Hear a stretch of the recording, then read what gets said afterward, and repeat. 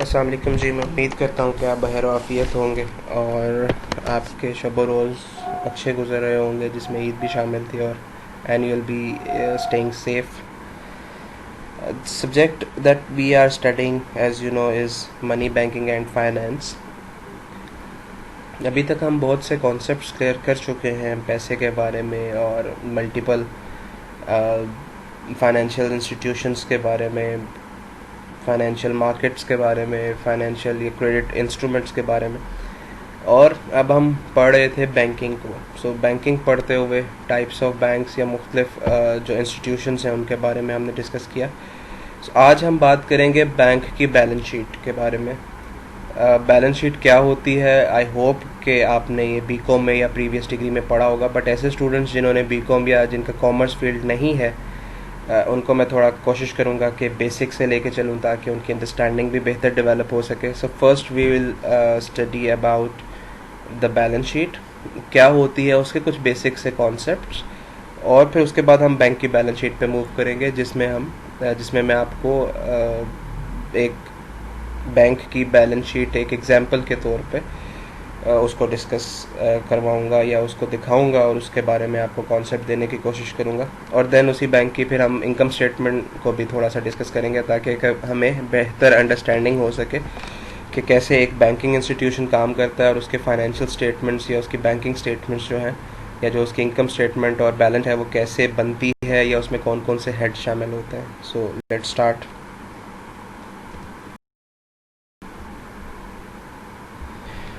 सबसे पहले तो एक किसी भी बैलेंस शीट के बारे में उसके कॉन्सेप्ट बिल्डिंग की कोशिश करते हैं.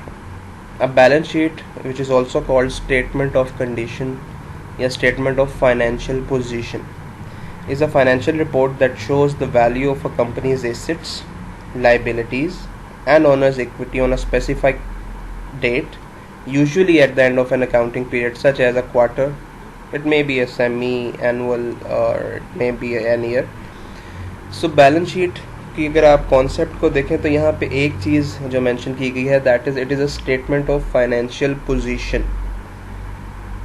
फाइनेंशियल स्टेटमेंट्स 5 किस्म की होती हैं या 5 चीज़ें मिल के हम उनको कहते हैं दीज आर फाइनेंशियल स्टेटमेंट्स. उसमें एक इनकम स्टेटमेंट है, एक बैलेंस शीट है, एक चेंजेस इन इक्विटी है, एक स्टेटमेंट ऑफ कैश फ्लो है और एक नोट्स टू द अकाउंट्स है. सो ये अगर हम बात करते हैं किसी भी कंपनी, किसी भी बैंक, किसी भी इंस्टीट्यूशन की फाइनेंशियल स्टेटमेंट्स की, तो ये 5 डिफरेंट किस्म की स्टेटमेंट्स हैं जिसको हम एक मर्ज करके एक वर्ड में बयान करते हैं. सो मैं रिपीट कर रहा हूँ, ये income statement, balance sheet, changes in equity, statement of cash flow and notes to the account. अब ये वन बाय वन मैं आपको बताता हूँ ये क्या है. इनकम स्टेटमेंट को हम स्टेटमेंट ऑफ कंपनीज परफॉर्मेंस भी कहते हैं. So there are two things, financial performance and financial position. Financial performance का मतलब है इनकम स्टेटमेंट और पोजीशन का मतलब है बैलेंस शीट. सो परफॉर्मेंस को आप कैसे जज करते हैं? फॉर एग्जांपल मैं बात करता हूँ कि कंपनी ने 1 जनवरी 2019 से लेके 31 दिसंबर 2019 तक इतनी सेल्स की हैं, उसमें इतना एक्सपेंडिचर है. जब आप सेल्स में से या इनकम में से एक्सपेंडिचर को माइनस करेंगे तो प्रॉफिट्स आना शुरू हो जाएंगे. सो ये उस कंपनी का प्रॉफिट है. सो जब हम एक साल की बात करते हैं, एक स्पेसिफिक पीरियड की बात करते हैं, from 1 January 2019 to 31 December 2019, so we are talking about the performance of that company, performance of that institution. So इसलिए इनकम स्टेटमेंट को हम फाइनेंशियल परफॉर्मेंस भी कहते हैं. And on the other side when we talk about the balance sheet, so balance sheet एक specific period के end पे तो बनती है, but it carry forward all the balances of previous years as well. For example एक asset मैंने 2012 में लिया था और वो एसेट की लाइफ अभी चल रही है. सो 2019 की बैलेंस शीट में वो एसेट रिफ्लेक्ट हो रहा है, उसकी वैल्यू, उसकी वर्थ जो है इन न्यूमेरिक टर्म्स वो अभी तक मेंशन हो रही है। सो इसलिए हम उसको पोजीशन कहते हैं कि कंपनी ने पिछले सालों की जो परफॉर्मेंस थी, यानी कि इनकम स्टेटमेंट से जो प्रॉफिट या लॉस जनरेट हुआ था, फिर कंपनी ने जो एसेट्स और लाइबिलिटीज़ ऑन की थी वो सबको एक्यूमुलेट किया जा रहा है। कुछ जो पे ऑफ हो रही हैं लाइबिलिटीज़ उनको माइनस कर दिया, जो एसेट ऐड हो रहे हैं उनको ऐड कर दिया। सो प्लस माइनस करके we are ending up with a certain position. So इसलिए बैलेंस शीट को finance statement of financial position भी कहा जाता है। So performance means we are talking about the income statement of a specific period, and while we talk about the financial position, that means we are talking about a certain we are talking about the position, the balance sheet of that institution एक certain time period पे, let's say at the end of 31st December 2019 company की ये financial position है। Company के 1 billion assets हैं। अब remember those 1 billion assets can not be और may not be taken or acquired in 1 year, वो पिछले 6, 7, 8 सालों का नतीजा है। सो इसलिए बैलेंस शीट पोजीशन कहलाती है। अब हम बैलेंस शीट की दोबारा डेफिनेशन पे आते हैं। It is a financial report that shows the value of a company's asset, liabilities and owner's equity. So ये तीनों चीज़ें क्या हैं, अब हम इसको 1 बाय 1 डिस्कस करेंगे। एसेट क्या है, लाइबिलिटी क्या है, ऑनर्स इक्विटी क्या है, and on a specific date. ये मैंने आपको बता दिया कि एक स्पेसिफिक डेट मतलब हम देखना चाहते हैं कि 31 दिसंबर 2019 तक कंपनी की क्या परफॉर्मेंस है या क्या पोजीशन है। So that is a specific date.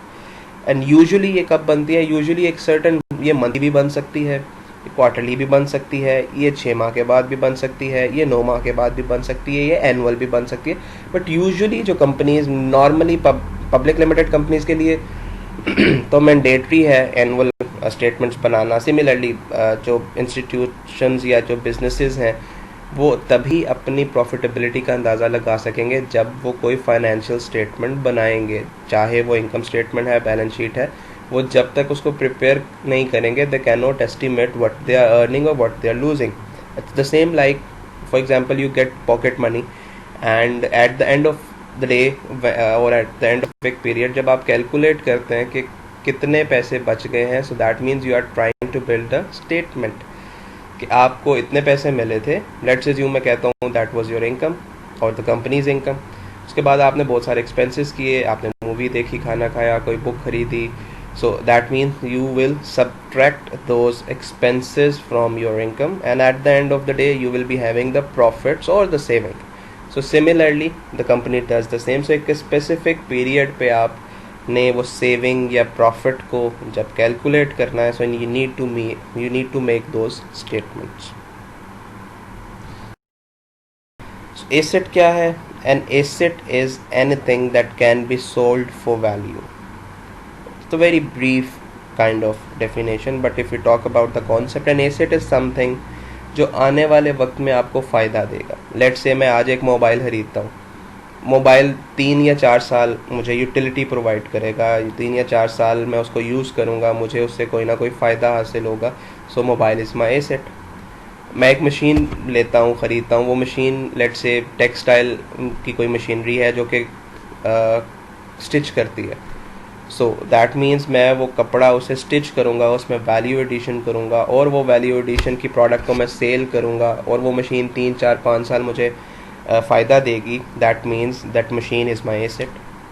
मैं एक ज़मीन ख़रीद लेता हूँ, एक प्रॉपर्टी ख़रीद लेता हूँ, वो प्रॉपर्टी मुझे आने वाले वक्त में फ़ायदा देगी। That means it is my asset. So asset is anything, asset is a concept जो आने वाले वक्त में, जो फ्यूचर में मुझे फ़ायदा देगा, या वो किसी ना किसी वैल्यू का, वर्थ का सेल हो सकता है। सो सेल होने का मतलब ये है कि आपको उससे पैसे मिलेंगे and that means you will get something against selling of that asset. So asset is something that can be sold for some value. Then we have liability. Liability asset के opposite हम normally उसकी discuss करते हैं। Liability is an obligation that must eventually be paid and hence it is a claim on asset. So that means जब भी मैं कोई asset, let's say पैसा, cash, money is my asset, वो मैं पैसा दे के उससे कोई मशीन ख़रीद लेता हूँ, सो एक एसेट मेरा रिड्यूस हो गया, सेकेंड एसेट बन गया। अब अगर मेरे पास पैसे नहीं है, मुझे मशीन ख़रीदनी है लेकिन मेरे पास अपना एसेट नहीं है, मेरे पास कैश नहीं है, the second option that I have is I may take a loan. Loan के बारे में हम बहुत डिटेल में पहले बात कर चुके हैं, शेयर्स के बारे में, डिबेंचर्स के बारे में, डिफरेंट क्रेडिट मार्केट इंस्ट्रूमेंट्स के बारे में। सो देर आर डिफरेंट बैंक्स के बारे में बहुत सारे ऑप्शंस हैं कि मैं लोन ले सकता हूँ। So if two build an asset I am taking a loan, मैं किसी फाइनेंशियल इंस्टीट्यूशन से, बैंक से, और मे बी किसी और फाइनेंशियल इंस्टीट्यूशन से, नॉन बैंकिंग फाइनेंशियल इंस्टीट्यूशन से कोई लोन ले रहा हूँ, then if I take that loan and if I have purchased that machinery, but I need to make sure that I can repay that amount which I have taken as a loan. जो पैसा मैंने उधार लिया है, loan लिया है, चाहे bank से लिया है चाहे नॉन बैंकिंग फाइनेंशियल इंस्टीट्यूशन से लिया है, वो पैसा मुझे एवेंचुअली वापस करना है एट वन सिंगल इंस्टॉलमेंट और मंथली इंस्टॉलमेंट और quarterly instalment, whatever the condition is, but I need to make that payment back whatever I have taken as a loan. So that loan is my obligation and that obligation is my financial liability. So वो चीज़ जो मुझे आने वाले वक्त में future में वापस करनी है, पे करनी है, ज़िम्मेदारी है, वो ज़िम्मेदारी को पूरा करना है, ऑब्लिगेशन ख़त्म करनी है, that obligations are actually my liabilities. So hence it is a claim on asset means कि अगर वो liability मुझे पे नहीं हो सकती, कैश भी तो मेरा एक एसेट है ना, सो अगर मैंने वो लाइबिलिटी पे करनी है सो मुझे कैश यूज़ करना पड़ेगा, पैसा वापस देना पड़ेगा। And if I am unable to pay that with the cash, that person to whom I ओ, जिसको मैंने पैसे देने हैं, वो ये इख्तियार रखता है कि मेरे एसेट को बेच के अपनी लाइबिलिटी पूरी करे। अगर तो वो एसेट कोलैटरल के तौर पे, जैसे पहले भी डिस्कस किया गया आपसे, कोलैटरल क्या होता है, सिक्योरिटी क्या होती है, अगर तो लोन लेते हुए आपने अपना कोई स्पेसिफिक एसेट, कोई प्लॉट, कोई प्रॉपर्टी, कोई मशीन सिक्योरिटी के तौर पे, कोलैटरल के तौर पे उसको रखवाई है, या डॉक्यूमेंटेशन में ये एक्सेप्ट किया है कि अगर लोन आप रीपे नहीं करते तो ये सिक्योरिटी, ये जो एसेट है वो बेच दिया जाए, सो दैट पर्सन जिससे आपने लोन लिया है, दैट इंस्टीट्यूशन जिससे लोन लिया है, वो इख्तियार रखता है कि आपका एसेट बेच के अपनी लाइबिलिटी पूरी कर ले। सो liability is something that we call it as an obligation and it eventually be paid after the specific time जो के contract में agree किया गया है। Then we have owner's equity. So the owner's equity in a bank is often referred to as bank capital. अगर हम bank की अभी बात ना करें, सिर्फ कंपनी की बात करें, तो कैपिटल इक्विटी को मुख्तलिफ हिस्सों में डिवाइड किया जाता है। इक्विटी में एक पार्ट शेयर कैपिटल होता है या पेड अप कैपिटल, यानी कि वो पैसा जो कंपनी लोगों को शेयर इशू करके लेती है, so that is paid up capital. और उसमें एक पार्ट ऐड किया जाता है which is called retained earning और अनअप्रोप्रिएटेड प्रॉफिट, विच इज़ कि आपने पिछले कुछ साल जो प्रॉफिट कमाया है या जो लॉस किया है उसको आप ऐड या सब्ट्रैक्ट करते हैं। फॉर एग्जांपल, एक कंपनी 2017 में बनी और 2017 के एंड पे उसने 1 लाख रुपए का प्रॉफिट कमाया, 2018 के एंड पे उसने 5 लाख रुपए का प्रॉफिट कमाया। सो that means 1 lakh plus 5 lakh, ये दोनों को ऐड करेंगे, this is the retained earning. 1 साल का प्रॉफिट 2017 का 1 लाख जो इनकम स्टेटमेंट में रिफ्लेक्ट होगा, और उसके बाद 2018 की फाइनेंशियल स्टेटमेंट में जो पिछले साल का प्रॉफिट है यानी कि जो 1 लाख, और जो करंट ईयर प्रॉफिट है दैट इज़ 5 लाख, इन दोनों को ऐड करके रिटेन्ड अर्निंग में 6 लाख आएगा। ये सारी चीज़ें आपने यकीनन बीकॉम में या प्रीवियस डिग्रीज में पढ़ ली होंगी। Just to remind you people कि रिटेन्ड अर्निंग जो प्रीवियस ईयर के प्रॉफिट्स हैं, या अगर हम लॉस भी हो सकता है, so loss will be we will subtract the loss, and if it is a profit then we will add it into the retained earning. So equity की बात करें तो उसमें कैपिटल प्लस रिटेन्ड अर्निंग, चाहे वो पॉजिटिव है या वो अगर लॉस है तो ऑब्वियसली वो नेगेटिव होगा, या कम, अगर कुछ सालों में प्रॉफिट है कुछ में लॉस है, so if profit is more than the loss then वो रिटेन्ड अर्निंग पॉजिटिव आएगी। सो उसको हम ऐड कर देते हैं in, and then when we add both the things, the share capital and the retained earnings we come up with the equity. कुछ और चीज़ें भी हैं जैसे surplus on revaluation of fixed assets, इसकी अभी हम डिस्कस नहीं कर रहे, बिल्कुल बेसिक पे मैं आपको समझा रहा हूँ कि इक्विटी में ये दो चीज़ों को हम ऐड करते हैं। तो अगर हम बैंक की बात करें, the owners equity in a bank is often referred to as bank capital, which is what is left when all assets have been sold and all liabilities have been paid। आपने ये बात ज़रूर सुनी होगी कि बैलेंस शीट में assets और liabilities equal होती हैं या होनी चाहिए। when we try to build an asset, so either we reduce another asset or we take different or we own different liabilities to make that asset। for अभी जैसे मैंने आपको एग्जांपल दी कि अगर मुझे एक मशीन खरीदनी है तो या तो मैं कैश पे खरीदूंगा, सो मेरा एक एसेट कम होगा, एक एसेट बढ़ जाएगा, या अगर मेरे पास कैश नहीं है तो मैं लोन लूंगा। So at one side I am building an asset and at another side I am taking that loan, so it will be of the same amount. So एक साइड पे एसेट, एक side पे liability, दोनों balance हो जाएंगे। So eventually my asset side and liability side will remain same और the equal. अब asset वो है जो कंपनी को आने वाले वक्त में फ़ायदा देगा, लाइबिलिटीज़ वो हैं जो कंपनी को पे करनी है, obligations, and eventually the owners equity means वो पैसा जो मालिक का है या वो पैसा जो ओनर्स का है। अगर कोई कंपनी अपने एसेट से अपनी लाइबिलिटी पे नहीं कर पा रही तो फिर ओनर्स इक्विटी यूज़ होगी उस लाइबिलिटी को पे करने के लिए। And if the assets are enough to cover the liabilities, that means जो भी पैसा होगा, जो बचा होगा, वो ओनर्स इक्विटी बची होगी। और फर्दर एसेट ज़्यादा महंगे बिके, लाइबिलिटीज़ कम थी, तो भी जो पैसा डिस्ट्रीब्यूट होना है eight the end of the day और जब कंपनी ख़त्म होगी तो वो पैसा ओनर्स को डिस्ट्रीब्यूट होगा। सो ओनर्स इक्विटी क्या है? ओनर्स इक्विटी अगर हम लाइबिलिटीज़ की बात करें तो बिजनेस के लिए तो ये लाइबिलिटी है, बिकॉज हम कंपनी की बात करते हैं तो कंपनी को हम कहते हैं company is a separate legal entity.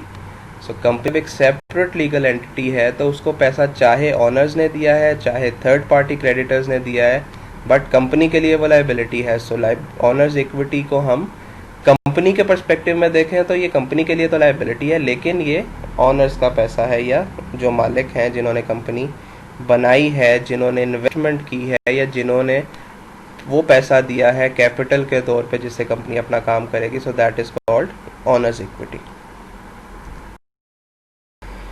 This is the equation.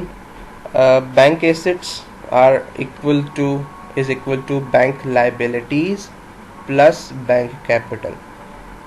So that means के बैंक के जितने टोटल एसेट्स हैं वो बैंक की लाइबिलिटीज, और अगर हम बैंक के कैपिटल को ऐड करें तो ये दोनों सेम होंगे। It should be, it is the equation. अगर आप इसको डिफरेंट एंगल से देखें, अगर आपने कैपिटल निकालना है बैंक कैपिटल, तो आप it's simply plus minus game, that you will shift that bank liabilities onto the left side. That means bank assets minus bank liabilities will be the bank capital. And similarly आपने जो भी equation के साथ plus minus करना है, you can do it and you can, अगर आपको कोई भी दो चीज़ें मालूम हैं, so you can come up with the third thing.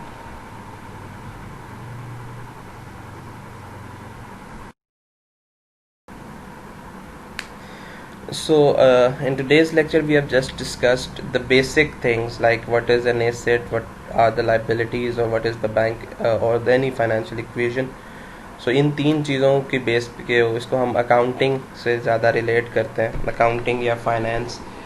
So I hope कि ये तीनों बेसिक थिंग्स जो हैं वो आपको समझ आ गई होंगी. In the coming lecture will be discussing the pure side of bank balance sheet, कि बैंक की बैलेंस शीट कैसी होती है और उसमें कौन कौन से हेड्स होते हैं. सो आई होप कि ये कॉन्सेप्ट आपके क्लियर होंगे. इसके लिए कुछ स्टडी मटेरियल है, कुछ चीज़ें ये जहाँ से ये डेटा या जहाँ से ये डेफिनेशंस मैंने ली हैं वो मैंने इससे नेक्स्ट स्लाइड जो आपको मिलेगी उसमें डिफरेंट लिंक्स आपके साथ शेयर कर दी हैं. आप उन लिंक्स को ओपन कीजिएगा, उसमें जितनी डिस्कशन हमारी हुई है और उसके अलावा भी कुछ ऐसी चीज़ें हैं जिनको आप पढ़ेंगे तो एक बेटर अंडरस्टैंडिंग होगी. और else you can have different books, the previous books, if you have not sold those books and you have that in your library, you may consult those books for further reading. So asset क्या है, liability क्या है, bank capital क्या है, या किसी भी company की इक्विटी क्या है, ये चीज़ें बेसिक्स हैं, अगर आपको ये समझ आएंगी तो हम बैंक की बैलेंस शीट को भी एक अच्छे तरीके से समझ पाएंगे। सो आई वुड रिक्वेस्ट कि आप इसकी अच्छी अंडरस्टैंडिंग डेवलप कर लें, ताकि आने वाला जो लेक्चर है जिसमें हम बैंक की बैलेंस शीट और इनकम स्टेटमेंट को डिस्कस करेंगे, कोई एम्बिग्विटी आपके पास ना रहे। जज़ाकल्लाह।